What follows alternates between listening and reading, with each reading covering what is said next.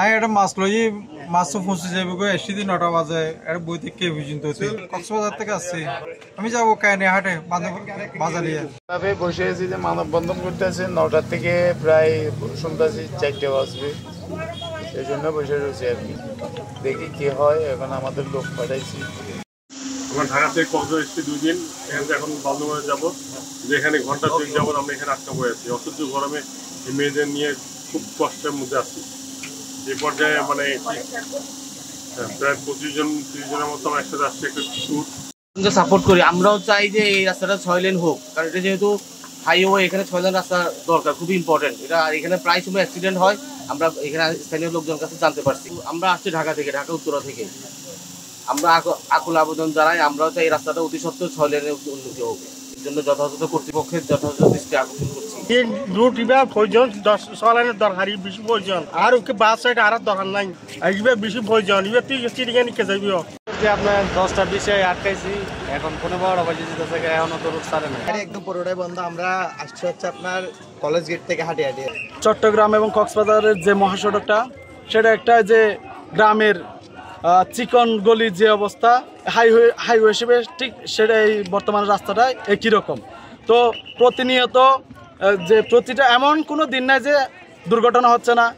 যান যাচ্ছে না প্রতিদিনে আমরা ভাই হারাচ্ছি বোন হারাচ্ছি আত্মীয় স্বজন হারাচ্ছি এই আমাদের আন্দোলনটা ঠিক 1 মাস আগে থেকেই শুরু হয়েছিল ছোটোখাটো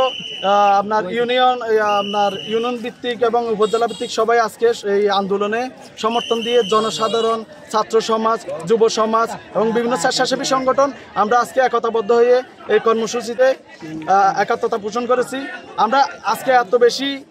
কঠিন হতাম না ব্লকেট পর্যায়ে আসতাম না এর আগে আমরা ইউএনের কাছে গেছিলাম গতকালকে আমাদের প্রধান সমন্বয়ক যিনি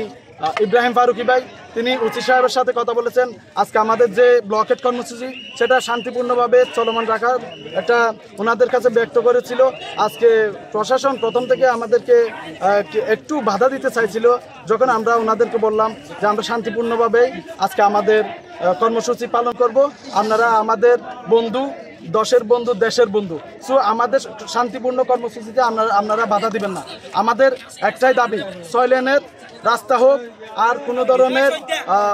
আত্মীয় হারাতে চায় না ভাই হারাতে চায় না বোন হারাতে চায় না এটা আমাদের শুধু আমাদের দাবি না আজকে আমরা যারা এই দাবি নিয়ে রাস্তায় নামছি তাদের দাবি না সকলের দাবি জনসাধারণের সুবিধার জন্য আজকে আমরা জনসাধারণ এখানে নেমে আসছি টানা তৃতীয়বার অর্জন করেছে দেশের সেরা সুপার ব্র্যান্ড স্বীকৃতি বসুন্ধরা টিস্যু আমরা জানিয়েছি আর দাবির যে বিষয়টি আছে এটা যেহেতু প্রক্রিয়া দিন আছে আমরা জনজীবনের ভোগান্তি না হোক এরকম কার্যক্রম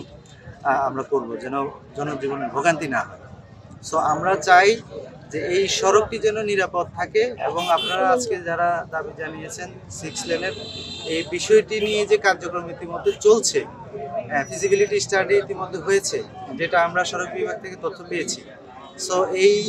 তথ্যের প্রেক্ষিতে আমরা বলতে পারি যে কার্যক্রম চলমান রয়েছে।